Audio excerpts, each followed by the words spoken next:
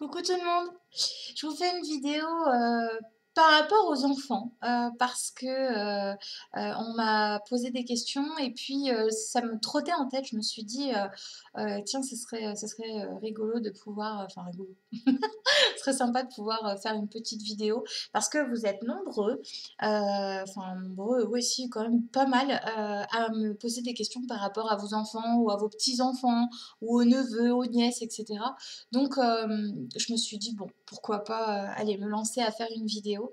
Alors, sur le coup, j'ai hésité parce que je me suis dit, oui, j'ai pas d'enfant, moi, comment je peux amener les choses, comment je peux expliquer, etc. Et en fait, je me suis dit, bah, tout simplement en parlant de ce que tu ressens, de ce que tu connais, de ce que tu as pu vivre avec les enfants que tu as gardés, enfin bon, voilà. Bref, du coup, je me lance et puis on verra bien.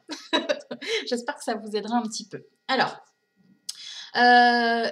très souvent, j'entends «Ah, mon enfant est médium, mon enfant voit, mon enfant ceci, mon enfant cela». Oui, les enfants sont alors tous médiums.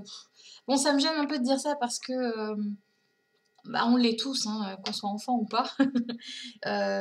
Médium, c'est être au milieu, enfin, c'est pouvoir se trouver sur le milieu du plan. Enfin voilà, on est sur le plan terrestre, on est là, on est entre la terre et là-haut. Enfin bon, bref, voilà. Donc on l'est tous. Mais les enfants n'ont pas cet ego que nous on a en tant qu'adultes. On n'a pas ce mental aussi en tant qu'enfant. Euh, et comme ça fait très peu de temps qu'ils sont incarnés, du coup, ils ont encore beaucoup de perception de ce qui se passe de l'autre côté. C'est-à-dire que leur sens est encore très affûté, très présent, que nous, bah, avec notre mental, avec les expériences de la vie, avec l'ego, etc., tout ce que vous voulez bien, ben, forcément, tous. C'est pas que ça se referme, mais ça devient, enfin, ça se mélange un peu dans le brouhaha de notre tête et du coup, voilà. Que les enfants, ils se posent pas de questions, ils font, c'est tout. Tiens, je vois un arbre bleu, bah, youpla, voilà, c'est bon. On se pose pas la question, mais les arbres sont pas bleus. Donc, voilà, ils se posent pas de questions. Et ça, je trouve que c'est très important quand on veut apprendre à lâcher prise. C'est justement de pas se poser de questions. C'est, tiens, j'ai vu une ombre passer. Bon, bah, ok, j'ai vu une ombre passer. Enfin, ça paraît tellement logique. Oui, forcément, on peut voir des choses. Euh, je sais que ça peut faire peur. Ça peut faire vraiment peur quand nous, on ne voit pas les choses et que les enfants peuvent voir. Alors les enfants, les animaux, tout ça, c'est pareil. Je vois mon petit chien, c'est pareil, hein. Je vais entendre un bruit, par contre, lui, il va voir, hein. Donc des fois, ça fait bizarre parce que je suis, par exemple, sur mon canapé, puis lui, il va être sur mes genoux, puis d'un coup, il va se mettre à suivre quelqu'un derrière moi. Alors je sens bien qu'il y a du monde, mais par contre, de le voir suivre comme ça fait vraiment bizarre. Et ben les bébés, c'est un petit peu pareil. Les bébés aussi, ils peuvent sourire. Alors on dit sourire aux anges. Ils peuvent gazouiller alors qu'il y a personne devant eux. Ils peuvent se mettre à rire alors que personne n'est là. Je sais que la dernière des petites filles que j'ai gardées, alors elle était extraordinaire. Elle était dans son transat et puis j'étais derrière elle. Donc il y avait vraiment personne. On était que toutes les deux, hein, dans la maison. Enfin, de visible. Et puis d'un coup, elle se met à rire, mais à rire, sachant que c'est pas un bébé qui riait forcément facilement, enfin sans qu'il y ait une interaction quoi. Elle était très souriante, hein, c'est pas ça, mais je veux dire si on n'est pas devant elle ou si on lui parlait pas ou autre, bon bah enfin voilà, il n'y avait pas de raison d'éclater de rire comme ça. Et puis je voyais qu'elle regardait très souvent, par exemple dans la cuisine ou autre, alors qu'on n'y était pas, enfin que je n'y étais pas ou que ses frères n'y étaient pas. Enfin bon, bref, c'était vraiment très particulier avec elle et je suis persuadée qu'elle voyait. Alors maintenant, je sais qu'il y avait un monsieur dans l'appartement, mais je suis persuadée qu'elle le voyait. Bref, donc effectivement, ça peut être un petit peu déstabilisant. Pour moi, alors là, je vais vraiment parler pour moi, mais c'est ce qui vibre en moi pour l'instant. C'est très important de ne pas censurer l'enfant dans le sens où lui dire bah, mais non, tu vois bien qu'il n'y a rien. Et si vous lui dites ça, vous ne voyez rien, mais l'enfant, lui, il voit peut-être quelque chose.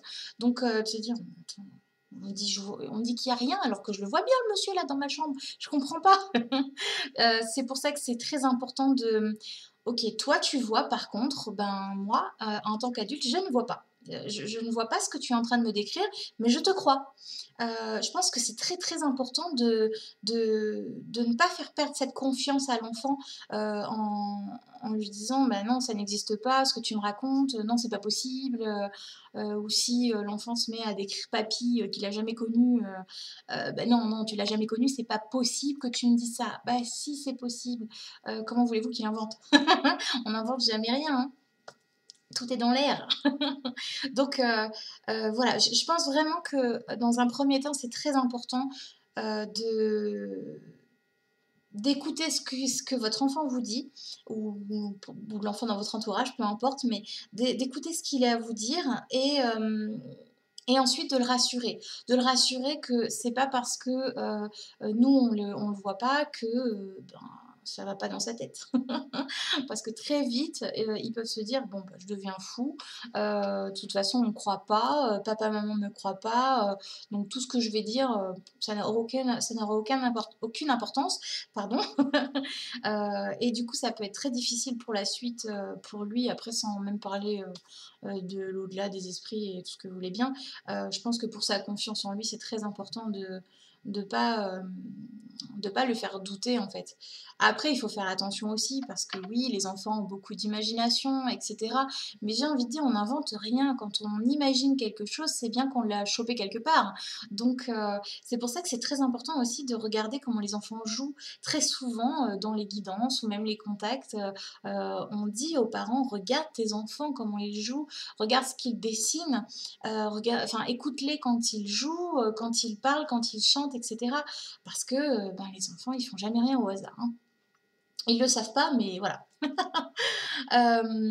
Donc bref, voilà, de les rassurer, de ne pas les faire douter, et puis je pense de faire les choses sous forme de jeu. Par exemple, de les faire mettre une bulle autour d'eux pour, une bulle de protection, pour qu'ils soient protégés, qu'ils soient bien, qu'ils soient pas trop embêtés parce que, bon, bien souvent, c'est souvent la nuit qu'ils se font embêter.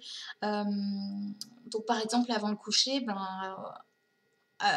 on lit l'histoire, on fait les bisous câlins, peu importe le rituel que vous avez. Et puis, bah, juste avant de faire dodo, allez hop, on se met toute la famille dans une bulle, on se met la maison, la chambre, le chien, enfin tout ce que vous voulez bien, le hamster, dans la bulle de protection.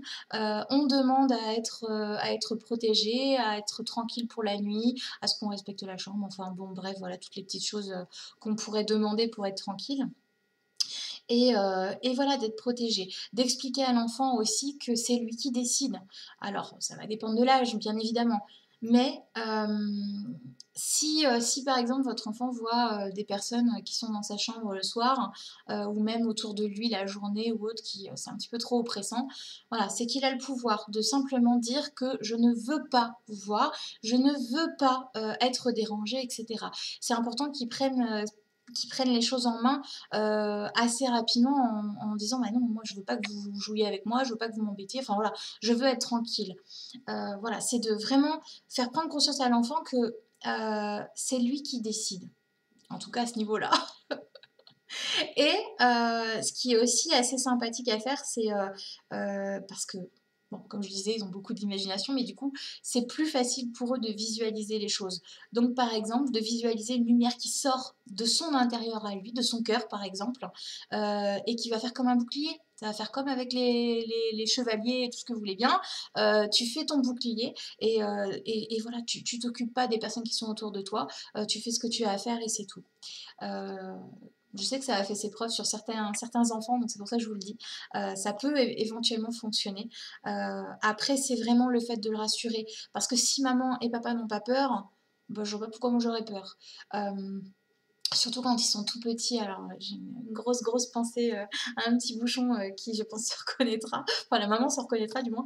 Mais le côté où justement, quand ils sont tout petits, d'expliquer, bah écoute, si tu as peur, dis-leur simplement de partir. Tu leur dis de partir. Maman est à côté de toi, ou tata, ou tonton, bref, peu importe. Mais on est à côté de toi, on te croit, et puis on va t'aider, on va te soutenir. Tiens, regarde, on va tous faire une bulle, et puis cette bulle, eh ben, tu vas t'envelopper dedans, on va s'envelopper dedans, et la personne, elle va s'en aller et elle ne te fera plus peur. Alors, C'est pas le but, c'est pas de lui dire: «Tu dois pas avoir peur de rien du tout» ou autre, mais ça va plus être de rassurer parce que plus on va avoir peur, pardon, plus on va avoir peur et plus ça va être difficile de trouver, un moyen de se faire comprendre, enfin plutôt enfin notre énergie elle va baisser donc forcément ça va être compliqué. Je vois par exemple, bah, il y a quelques jours, je me suis fait un petit peu embêter dans ma chambre, merci la pleine lune je pense, hem et enfin bref, je sentais une entité sur moi et je me suis dit: «Mais c'est pas possible, enfin normalement je suis sous cloche!» Donc c'est pas possible. Mais bon bref, et j'ai commencé à sentir une certaine peur parce que la nuit, on sent la couette bouger, voilà, on sent un peu du vent sur soi, c'est pas terrible quoi. Il y a mieux pour s'endormir. Là je me suis dit: «Attends Sandra, si là tu te mets à avoir peur, c'est foutu, tu en as pour toute la nuit». Donc du coup je me suis reprise en main comme on dit, hein, et puis voilà, je me suis recréé une belle bulle et cetera et j'ai senti que c'était compliqué de remonter mes vibrations. Donc si jamais on part dans la peur, dans le, «Oui, je comprends que tu peur parce que, monsieur est moche», par exemple, ça va être compliqué de pouvoir, se protéger correctement. Donc le fait de le faire penser à autre chose ou simplement, voilà, de d'exagérer même les choses sur le fait qu'il doit être fier de lui, que sa lumière, c'est ce qui va le protéger et cetera. Mais vraiment en exagérant les choses, enfin, faut pas avoir peur, ça peut, je pense, énormément l'aider. Après, ce sont que des conseils. Vous me direz si sur vos enfants ça a fonctionné ou pas, mais, mais je pense que vraiment, voilà, ne pas lui faire perdre confiance, ne pas remettre ses paroles en doute parce que, puis surtout quand ils sont tout petits, les enfants, ça sait pas mentir, hein, voilà. Donc ne pas remettre en doute et puis bah, lui apprendre en fait à se protéger par sa propre lumière, etc. Et comme avec les enfants, bah, comme je disais, c'est facile, en général, ils vont se prêter au jeu assez facilement. Voilà. Oh, c'est pas vrai. Revoilà les poètes-poètes. C'est pas possible. Bon bref, je crois que j'ai terminé cette vidéo. N'hésitez pas à me mettre en commentaire, par exemple, vous, ce que vous faites avec vos enfants, comment vous arrivez à les rassurer. Voilà, la vidéo a duré trop longtemps pour lui. Euh, Surtout qu'il me sort des jouets qu'il a jamais, il a jamais joué avec. Bref, tout ça pour vous faire un petit coucou. Allez, prenez soin de vous. N'hésitez pas à vous aussi vous rassurer, parce que c'est très important que papa, maman soient rassurés aussi pour que l'enfant soit bien aussi. Donc faites-vous aussi des jolies bulles. Et puis voilà, je vous fais plein de gros bisous. À très vite.